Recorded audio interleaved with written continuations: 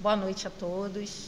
Mais uma noite de estudo na Fraternidade Francisco de Assis, Casa de Bezerra de Menezes.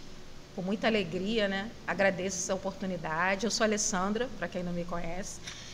E vamos começar falando sobre alguma das recomendações da casa, que é da meditação, a visualização com um triângulo, tá? É uma recomendação, é uma prática da nossa casa e cada mês nós trabalhamos com uma cor específica.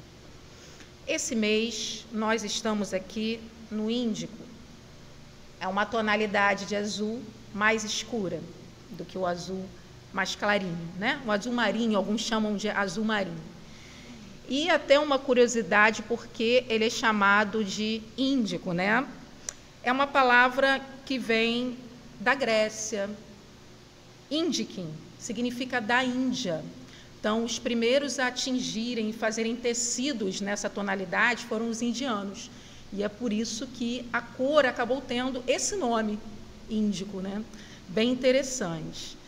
E ela pode trazer uma série de benefícios para a nossa vida, que é um aspecto bem interessante da nossa casa, que é trabalhar não somente com o estudo, a parte abstrata, mas também trazer para o dia a dia, o que nós podemos fazer no dia a dia para aprimorar a nossa estada pela Terra, que não é fácil para ninguém, cada um tem os seus desafios, e essa meditação pode ajudar bastante. Então, a orientação é durante alguns minutos, dependendo da capacidade de cada um, alguns conseguem ficar mais tempo, outros menos tempo, mas o mais importante não é a quantidade, né, de minutos, mas a qualidade desses minutos.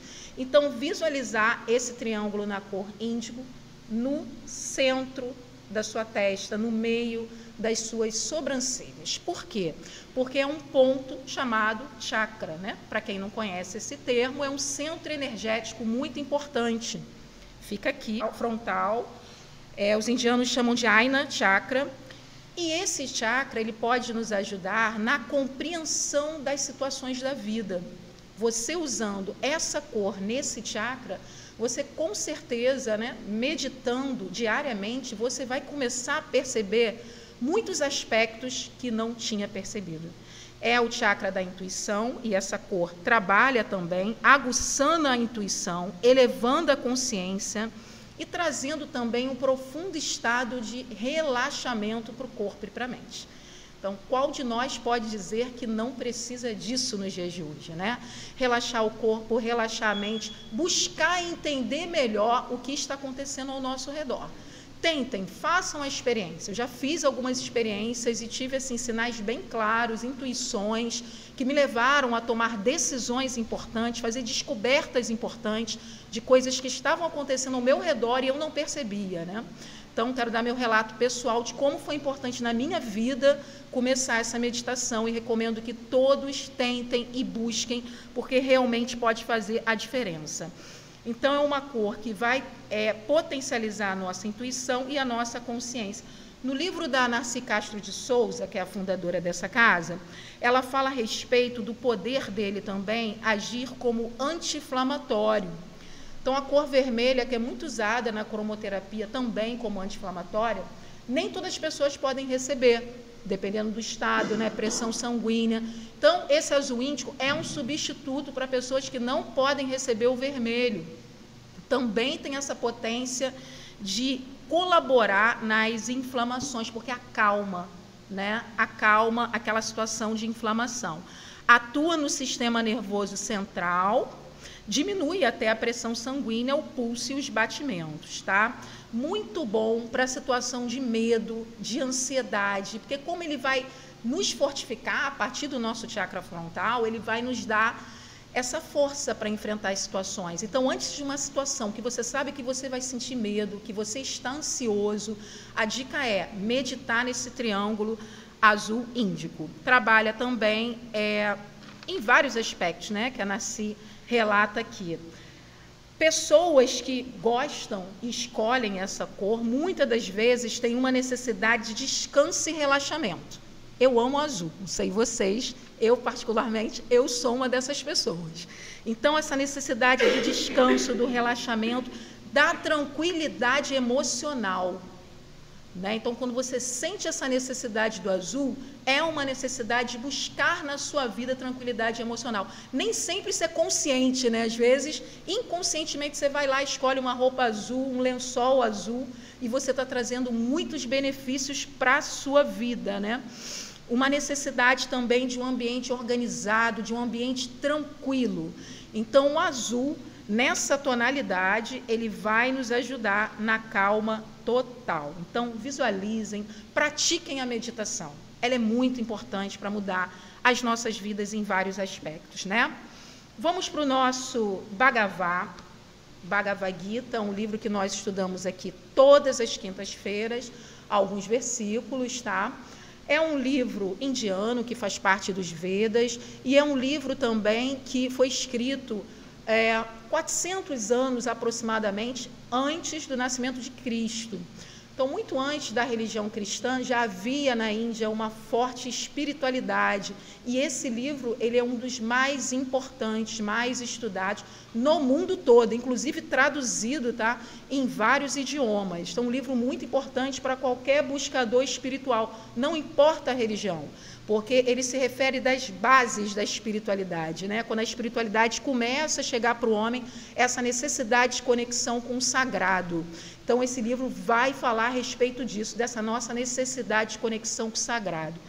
Para quem não conhece esse livro Bhagavad Gita, ele relata sobre uma luta, né? Uma guerra, em que Arjuna é alguém que precisa dar prosseguimento numa guerra, e em alguns momentos ele tem dúvidas, ele reluta, e ao lado dele temos Krishna, que representa Deus, o verbo divino, né? Muito cultuado, inclusive, na religião hindu, né? Então, é muito interessante, porque esse Arjuna, ele representa cada um de nós. Quantas vezes na batalha das nossas vidas nós temos vontade de desistir? Eu diria, até hoje mesmo, até ontem, né? Até alguns segundos atrás, talvez, veio essa vontade, né, de desistir. Coisas acontecem para atrapalhar. Mas tem lá aquela voz do mestre, que é a voz chamada no livro, né, de Krishna, é a representação desse mestre, é a representação divina, que vai nos invocando e vai nos chamando a atenção para o que precisa ser feito. Porque se nós nascemos e estamos aqui nesse planeta Terra, algum motivo tem.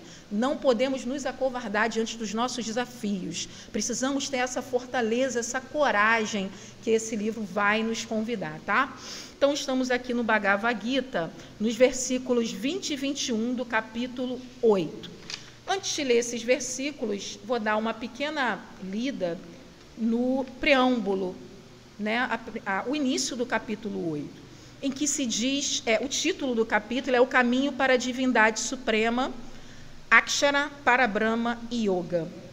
Deus está sempre presente em tudo, vivificando e iluminando todos os seres.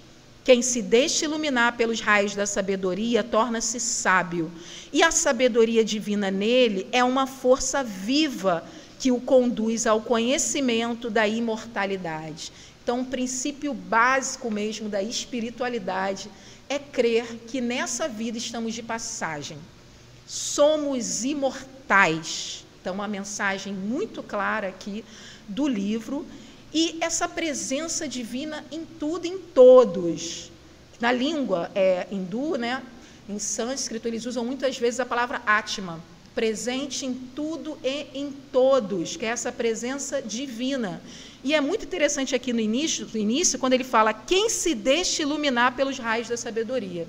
Essa presença divina, ela está em todos nós, em todos os seres criados, mas nem todo mundo se permite iluminar. Essa que é a questão. Alguns vão se permitir e outros não. Está aí a diferença, né, de quem diz que sente Deus, ouve Deus, conversa com Deus, se sente alguém especial, uma criação única divina que nós somos.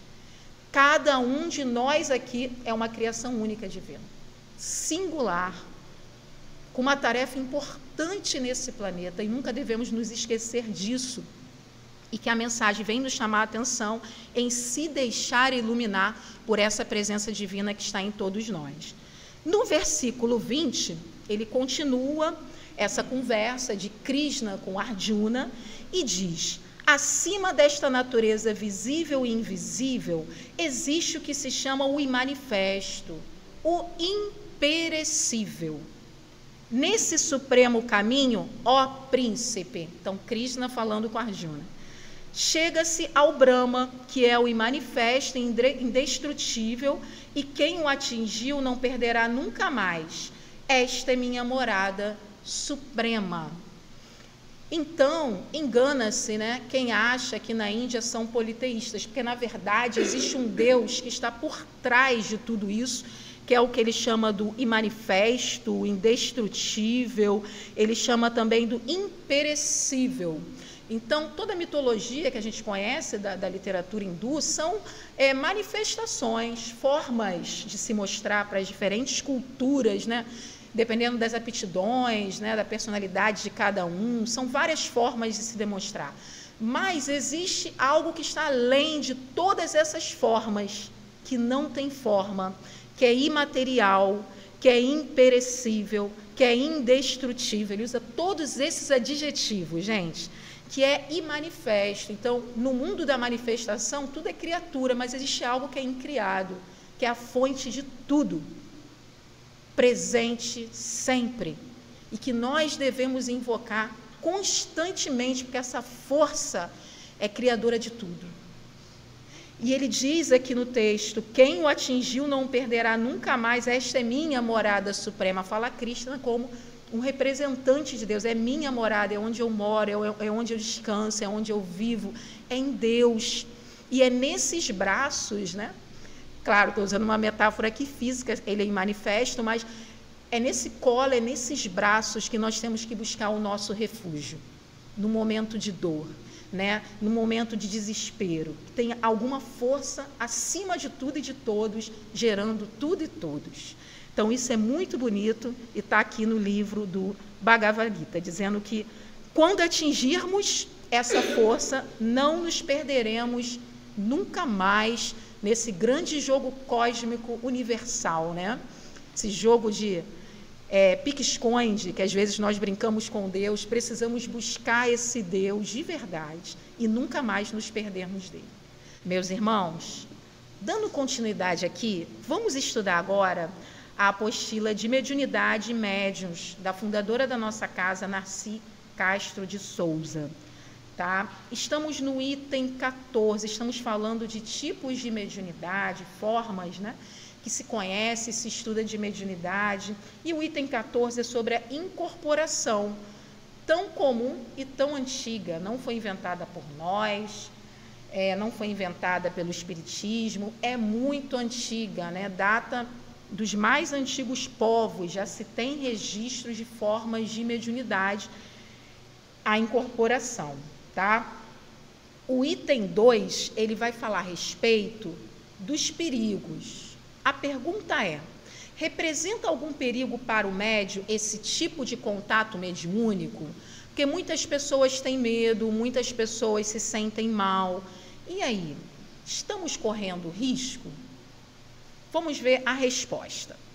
O perigo é o risco de um processo obsessivo se a prática mediúnica for realizada de forma leviana, com fins não elevados, em um lugar não apropriado. A segurança do médium estará sempre vinculada a objetivos nobres e altruístas, e a prática de sua mediunidade deverá ser realizada em um local seguro, como é em uma casa destinada a trabalhos espirituais regida por princípios cristãos. Então, o que ela orienta aqui é que, preferencialmente, que essa mediunidade ela seja desenvolvida, estimulada numa casa espiritual. Por quê? Porque existe uma egrégora, existe uma falange de espíritos preocupados conosco, cuidando de nós, cuidando desse trabalho.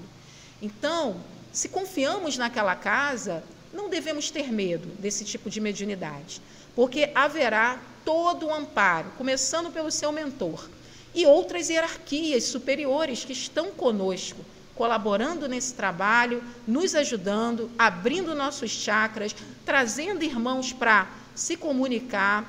Então, nós não estamos sozinhos, né? Nós estaremos nessa tarefa com um grupo de amigos espirituais. Então, como a Narci recomenda aqui, ela utiliza, né, essa conjunção importante, se a prática mediúnica for realizada de forma mediana. Então, o perigo é só se você estiver usando a prática mediúnica que não seja com fins elevados.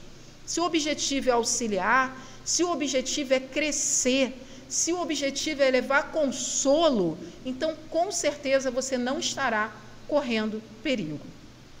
Principalmente se você estiver atrelado a uma casa, com aprimoramento mediúnico seguro, com pessoas mais experientes que estarão a serviço de uma espiritualidade maior. Então, é muito importante a gente ter essa noção, né? Porque a incorporação, ela se dá, né, pelo chakra cardíaco ou umbilical, segundo lá a questão número 1, através dos plexos nervosos. Então, pode gerar alguns desconfortos, mas que certamente serão trabalhados e conduzidos da melhor forma possível quando se assume um trabalho numa casa espiritual. Você faz parte daquele corpo de espíritos que estarão com você. Tá? Então, é um trabalho com segurança. Então, fechamos aí o item 14 sobre incorporação. Vamos, então, para o outro material da Narci, que é o livro Guia Terapêutico, Manual de Radiestesia, Cromoterapia e Terapia com Cristais. Para quem não conhece a nossa casa, né, nós fazemos um trabalho com várias terapias de auxílio às pessoas que necessitam. Uma delas é a terapia com cristais, que geralmente é atrelada à cromoterapia, ao reiki. Então, é um conjunto de terapias de acordo com a necessidade de cada pessoa. Então, estamos na parte 4, cristaloterapia. Estamos na página 92 e vamos até a 93. Importante ressaltar, né, se houver dúvida ainda sobre a eficácia dessa terapia, que ela é muito antiga. Ela é muito antiga. Há registros de usos em antigos povos indígenas. Então, nossos povos primitivos que viviam aqui antes de nós, nossos ancestrais indígenas já praticavam o uso de pedras com o objetivo de tratamento, de saúde. É muito comum em algumas tribos tupi-guarani, segundo alguns registros. Também na civilização egípcia, também há relatos e registros. Então, historicamente, segundo a antropologia, né, esse trabalho com os cristais, com as pedras, já é feito desde a antiguidade. Muito importante, porque o cristal ele tem um poder catalisador, né? Ele tem um poder de aglomerar, de concentrar e ser um transporte de energia bastante seguro e importante. Inclusive, hoje a ciência já utiliza para algumas baterias, utiliza alguns cristais para isso, para vocês terem noção, né? Como um transporte seguro da energia. Então, estamos no aumento da memória. Nós trouxemos aqui alguns para vocês darem uma olhada, que é o quartzo límpido.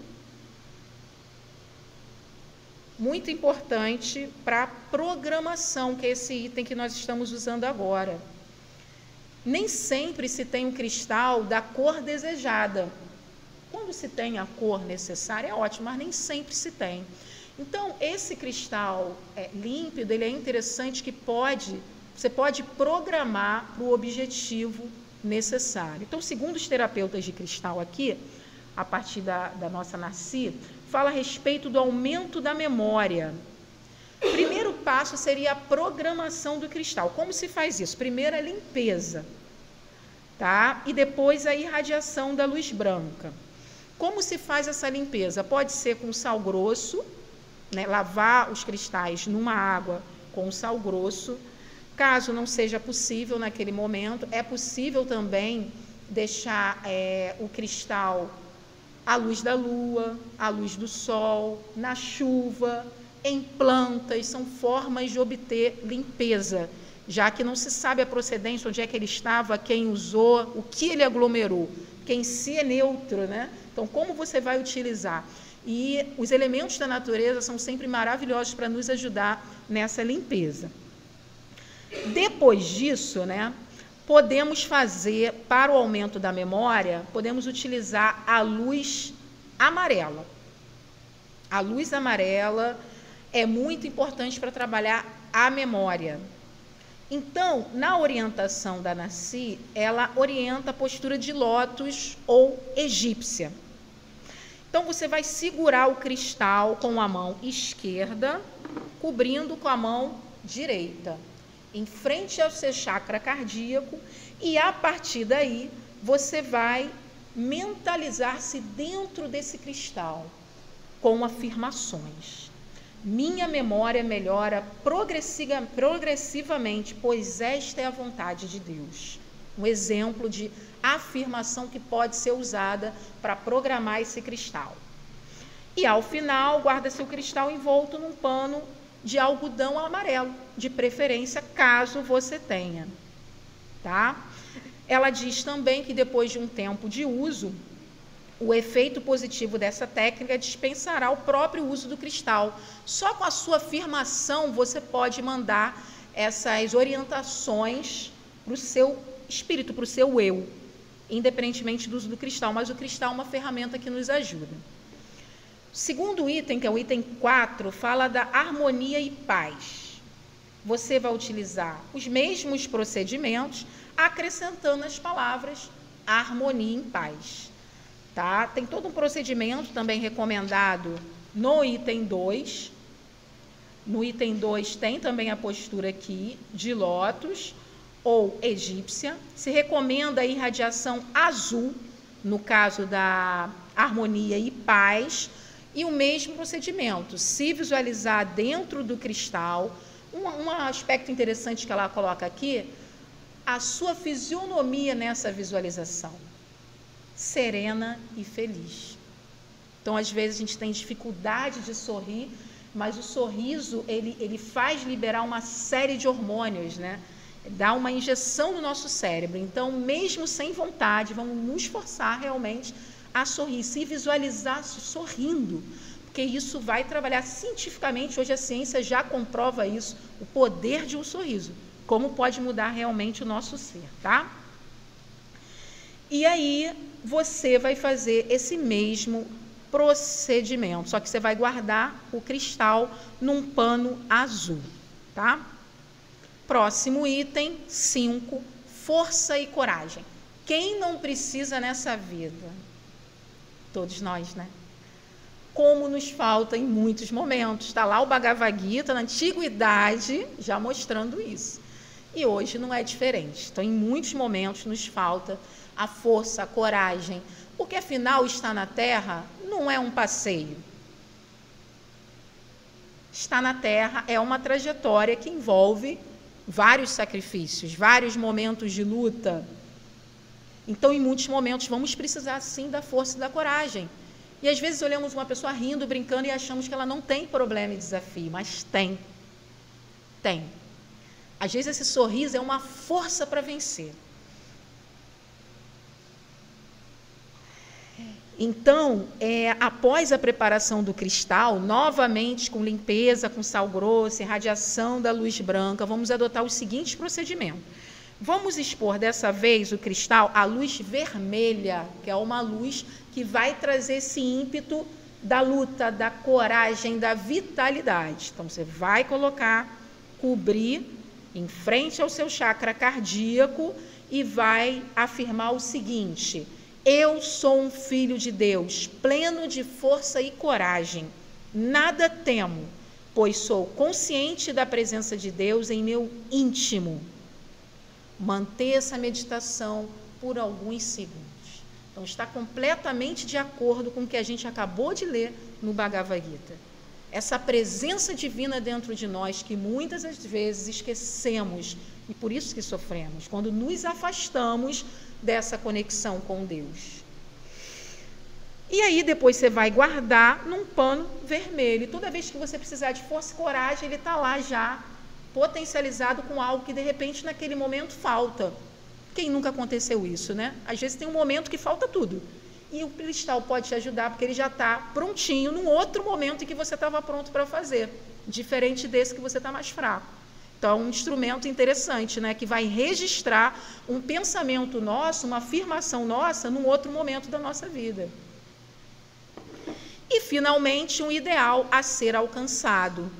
E aí vem uma advertência que a Narcy insere no guia terapêutico, que eu achei muito importante. Em hipótese nenhuma, esse ideal pode trazer o mínimo de prejuízo a quem quer que seja. Isto é de suma importância. Se houver essa possibilidade, saiba que você estará arcando com dívidas kármicas que representarão no futuro dor e sofrimento para você mesmo. Então, você pode fazer? Pode até obter efeito em prejudicar alguém, mas você vai ter de arcar com as consequências. Então, a Narcy foi bem clara. Na outra parte do livro, ela já falava a respeito, no outro livro, né, de mediunidade, de estar de acordo com a visão cristã. Essa mediunidade, ela precisa estar de acordo com a visão cristã, independentemente do lugar que você vai desenvolver a sua mediunidade. Pode ser numa casa de umbanda, de candomblé, em qualquer casa em que existe a mediunidade. Evangélico também trabalha muito com mediunidade, embora muitos não utilizem essa nomenclatura, mas para quem estuda sabe que é mediunidade. Então, assim, não importa onde essa mediunidade ela vai ser exercida, o que importa é a filosofia, é a ideologia que está por trás. E essa visão cristã, que a Narcy coloca na apostila, ela é independente de você ser de uma religião dita cristã ou não. Ela pode estar presente em qualquer uma, né? Porque é uma ideologia de vida. O que o Cristo ensinou? Amar o próximo. E aqui é o que ela está falando. Se você está usando o cristal para atingir um ideal que vai prejudicar minimamente seu próximo, tirar alguém de um relacionamento, já está prejudicando. Né? Então, você vai ter que arcar com as consequências. E as consequências, ela chama, que ela usa, né, a terminologia que eles usam na Índia, as kármicas, né, o karma. Então, você vai criar um karma que você não precisava ter. Então, muito cuidado com o que a gente pede realmente em qualquer circunstância, porque se gerar o mínimo de prejuízo para alguém, é a lei da causa e efeito. Tudo que você, ação e reação, né? Tudo que se realiza em direção a outra pessoa vai voltar para você. Então, como se faz para preparar esse cristal? Mesmo procedimento, limpeza com sal grosso, irradiar a luz branca, depois você vai sentar na postura de lótus ou egípcia, segurar o cristal, mentalizar-se dentro do cristal, vivenciando o seu ideal.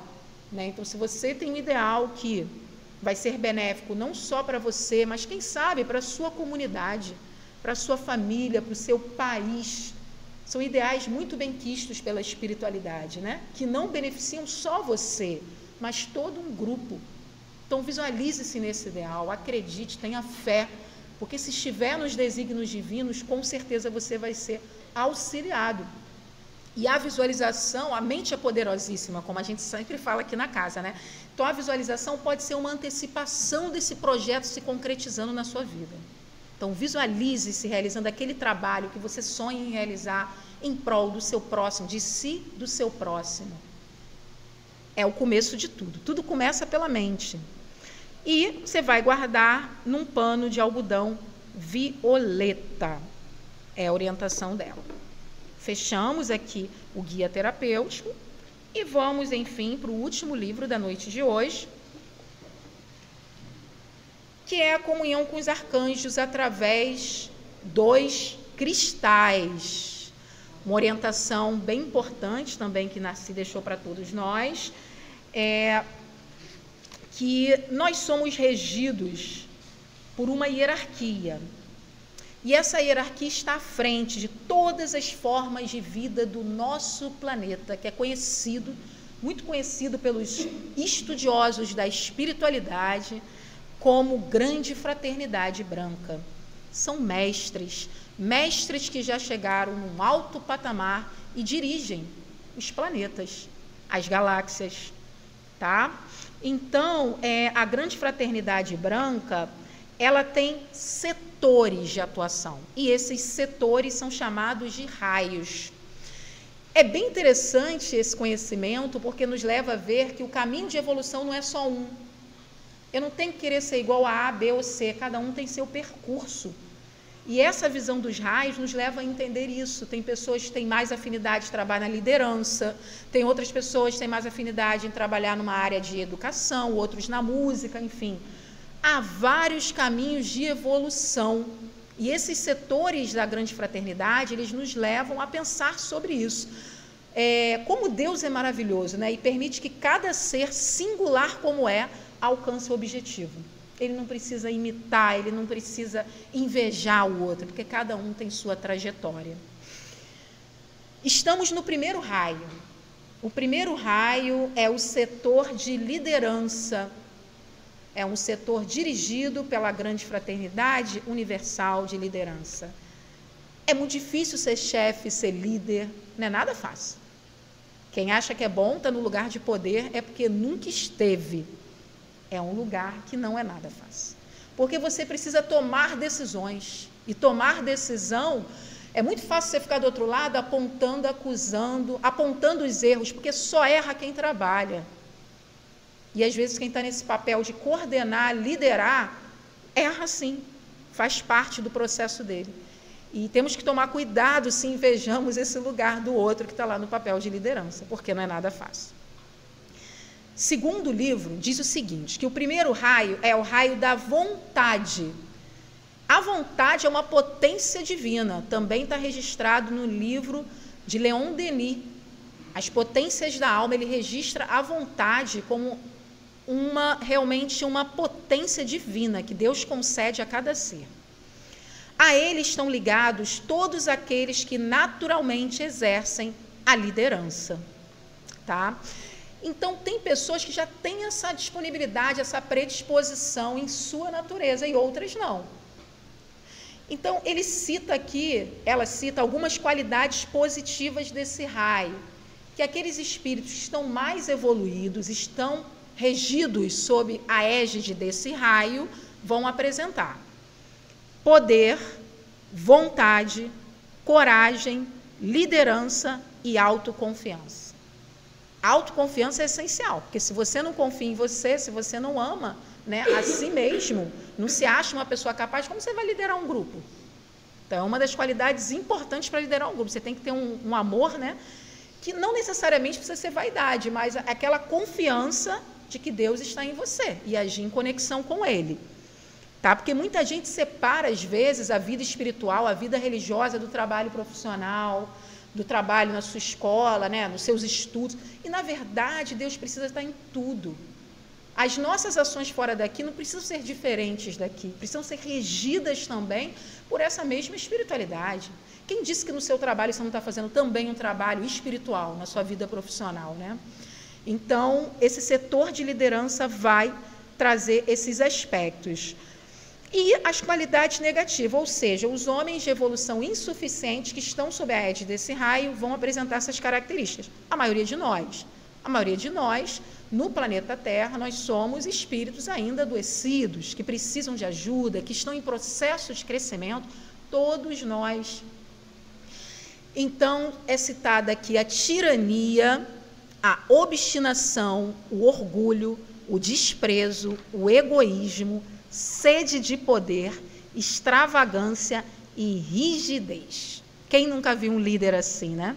Bem comum. Pessoas que assumem o poder, pessoas que estão não só no poder de uma empresa, de uma instituição, mas na política. Muitas vezes demonstram, né, essas características de desprezar o que o outro tem a dizer, de agir com egoísmo, de agir com orgulho. Tirania tem a ver com essa inflexibilidade que é citada aqui, essa rigidez, né? Que não ouve, que não acolhe, que acha que sabe tudo. Essa obstinação é usada nesse sentido. Pessoas que acham que sabem tudo e não têm mais nada a aprender. E podem passar por cima de todo mundo, oprimir todo mundo, ser autoritário. E são características negativas que a gente deve tomar cuidado para não desenvolver nessa vida, para não se comprometer mais. E buscar as positivas. O mestre deste raio é Moria. A cor é azul, olha só. Estamos desde o início falando do azul, o azul aparece aqui de novo. As pedras são diamante, a safira azul, e o arcanjo é o arcanjo Miguel. Quem é o arcanjo Miguel? Vamos falar um pouquinho mais sobre ele? Está nesse livro também, lá na página 33, tem alguns esclarecimentos sobre o arcanjo Miguel, que é o arcanjo da proteção. Então, o arcanjo que devemos invocar nos momentos em que sentimos que necessitamos de proteção. É o Senhor dos anjos, é o que lidera, que vem à frente dos arcanjos. É o arcanjo da fé, é o arcanjo da libertação do mal. Então, são características muito importantes, muito úteis, que nós devemos prestar bastante atenção, porque certamente vamos precisar em muitos momentos. Então, assim, é um mal da humanidade que às vezes tem orgulho de pedir ajuda, né? Vamos pedir ajuda, vamos orar, vamos reconhecer a nossa impotência, a nossa incapacidade de agir sozinhos. Vamos chamar o arcanjo Miguel. Né? Então, é um convite também feito a cada um de nós sobre a importância de chamar para perto da gente esses seres tão elevados que são os arcanjos. Quantas vezes perdemos tempo na nossa vida reclamando, usando palavras negativas? Que tipo de seres estamos atraindo nesse momento? Já pararam para pensar? Então, precisamos nos envolver de energias que possam atrair esses amigos, que mesmo quando nós não somos seres iluminados, mas dependendo da nossa boa vontade, eles podem sentir esse chamado e vir nos ajudar. Então, o convite para o final do nosso encontro de hoje é fazermos uma meditação, um relaxamento com o arcanjo Miguel. Vamos fechar os olhos e a partir dos pés vamos fazer aquele relaxamento com a coluna ereta, mãos repousadas, né, sobre as coxas. Vamos inspirar e soltar o ar lentamente, relaxando os pés, pernas e coxas.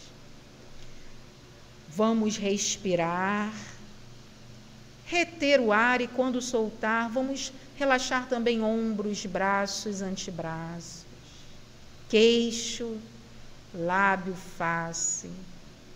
Soltem-se, relaxem. Vamos respirar profundo e silenciosamente. A testa sem nenhuma ruga, bem solta e relaxada. Inspirando, retendo ar na luz azul de Miguel e soltando ar silenciosamente. E aos poucos vamos nos conectando com essa energia, cada vez mais relaxados. Vamos inspirar, soltar o ar e dessa vez manter os pulmões vazios por alguns segundos. Vamos visualizar uma luz azul celeste. Essa luz penetra em você juntamente com o ar. Inspira essa luz entrando em você, espalhando-se por todo o seu corpo, iluminando o seu corpo de azul.